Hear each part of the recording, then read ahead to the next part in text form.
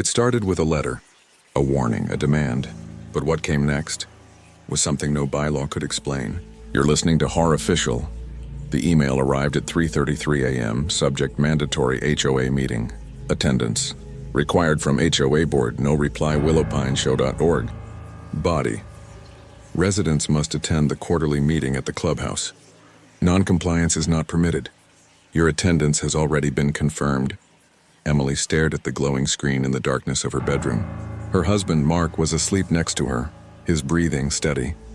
She checked the date twice. The meeting was tonight. There hadn't been any prior notices. Usually, HOA announcements came with too many reminders, not too few. She sighed, slid her phone under the pillow, and tried to fall back asleep. But the last line of the email burned into her mind. Your attendance has already been confirmed. Like the decision wasn't hers at all. When Emily woke up the next morning, Willow Pines was quiet. Too quiet. She stood in her driveway, wrapped in a cardigan, mug in hand. No cars on the road. No dog walkers. No humming sprinklers. Just a thick, low fog that pressed against the edges of the cul-de-sac like something alive. The HOA meeting was scheduled for 7 p.m. But even now, every house seemed aware. Curtains hung at perfect angles. Mailboxes were shut. Not a leaf out of place. Emily opened the HOA portal on her phone. The homepage had changed overnight. Instead of the usual calendar, there was a single pulsing banner. Tonight. Attendance mandatory. All residents expected. Her picture, a headshot from when she first moved in, unflashed faintly in the corner of the screen. Not her name. Not Mark's, just hers. At exactly 6:55 p.m., Emily stepped outside. Mark stayed home with Caleb, their son, who had fallen asleep early. She walked down the street through the thickening fog. It was cold, but not natural cold, the kind that sits beneath your skin like a whisper. The clubhouse loomed at the end of the block, warm lights glowing through the windows. She paused at the door, hand on the handle, when she noticed it. The door had a keyhole. She leaned closer. Through the tiny circle, she saw something impossible. A room full of Emilys, dozens of her, some sitting in chairs, some standing, some whispering. All wearing different versions of her, from her teenage self to the haircut she swore she'd never wear again. She stumbled back, heartbeat pounding. Then the door creaked open on its own. She stepped inside. The carpet was soft, absorbing the sound of her steps like it didn't want anyone to hear her leave. The room was arranged like always, a semicircle of chairs facing the podium. But there were no neighbors, only herself. One version of her sat in the front, older, hair streaked with gray, wearing a neat black dress. Another stood in the back, barefoot, blood trickling from her nose, staring straight at Emily. One sat hunched in the corner, whispering to herself, and then, at the podium, a version of Emily in a perfect red blazer smiled.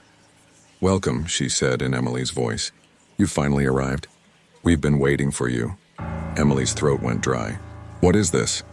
The woman at the podium tilted her head. "The HOA meeting, of course. Your attendance was confirmed." Laughter rippled across the room. Why, but it wasn't laughter. It was the sound of her own voice echoing out of dozens of mouths. A massive projection screen descended behind the podium. Words flashed in red. Rule number 1, all residents must attend. Rule number 2, only one resident may remain. Rule number 3, the vote is final. Emily stepped back. "What vote?" Her duplicate in the red blazer smiled wider. "We can't all live your life, Emily. There's only room for one of us." The barefoot Emily began crawling forward on hands and knees.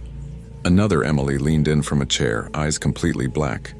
A teenager version of her whispered, "It's okay. This is how it always goes." The projector clicked. A photo of her house appeared on the screen, and under it a line of text, "Current occupant pending selection." A bell chimed. One of the Emilys, the one wearing her favorite yellow hoodie, stood up. She whispered, "I'm not ready again." And before Emily could blink, the floor opened beneath her. She didn't scream. She just fell. The floor sealed up like it had never been open. Emily backed against the wall. What the hell is happening? The red blazer Emily stepped down from the podium. The HOA selects the truest version. You've attended every meeting. You just don't remember the others. The lights flickered. A mirror rose from the center of the floor, an old, cracked gilt frame. Step forward, a voice said over the PA system. It was her own voice. Each version of her stepped forward one by one, touching the mirror. With every touch, one of them vanished silently, leaving behind the faint smell of burning leaves. Emily tried to run, but the door was gone. The walls had melted into a soft black fog. When it was her turn, she stepped up to the mirror. Her reflection smiled first. It came down to her in the red blazer version. "You're not real," Emily hissed. The other Emily laughed. "Neither are you. You're just the one still pretending." They circled each other like predators. The walls pulsed with light, heartbeat-like. Somewhere deep beneath the floor, she could hear the echoes of the Emilys who had vanished. "You think this is the first time?" the red blazer whispered. "You've won before. You'll win again." "Until you don't," she lunged. They collided, and the mirror cracked down the center. For a second, Emily saw flashes, her life on repeat. Every HOA meeting she never remembered. Every time she'd walked out thinking it was just another night. Every time a version of her was left screaming beneath the floor. Then everything went white. Emily woke up in her bed. The morning sun was cutting through the blinds. Mark was in the kitchen making coffee. Caleb was laughing at something on the TV. For a moment, she convinced herself it was a nightmare. Then she looked in the mirror. A hairline crack ran across her reflection. Even though the glass was smooth to the touch, her phone buzzed. An email. Subject: "Welcome back." From HOA Board. Body: "Congratulations. You have been selected. Attendance confirmed. See you next quarter." That night, Emily walked past the clubhouse. She froze. Through the glowing windows, she saw a new woman sitting alone in the meeting hall.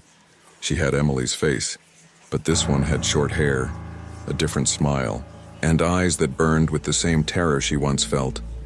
The door creaked open. "Welcome," Emily said, but this time, it came from her lips. The faces at that table weren't strangers. They were me.